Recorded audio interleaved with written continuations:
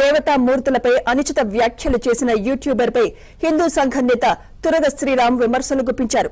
అన్వేష్ పై హిందూ ఫత్వా జారీ చేస్తామని హెచ్చరించారు. వెంటనే హిందువులు మహిళలకు క్షమాపణలు చెప్పాలని డిమాండ్ చేశారు. నా అన్వేషణ వీడియోలు చేసే అన్వేష్ అనుకుంటా అతని పేరు. ఆ శివాజీకి సంబంధించిన గురించి మాట్లాడుతూ పూర్తి స్థాయిలో అన్ని హద్దుల్ని దాటేసాడు. అతను సీతాదేవి, ద్రౌపది వీళ్ళిద్దరూ కూడా రేపులకు గురయ్యారని మాట్లాడాడు. ఈ శివాజీ గురించి మాట్లాడుతూ లకారాలతో మాట్లాడారు. శివాజీ అనే కాదు, వాళ్ళ ఇంట్లో ఉన్న తల్లి గురించి మాట్లాడడం, మహిళల గురించి అసభ్యంగా మాట్లాడడం, మహిళల గురించి అసభ్యంగా లకారాలతో మాట్లాడిన అతని మీద 2 తెలుగు రాష్ట్రాల్లో ఉన్న మహిళా కమిషన్లు చర్యలు తీసుకోవాలి.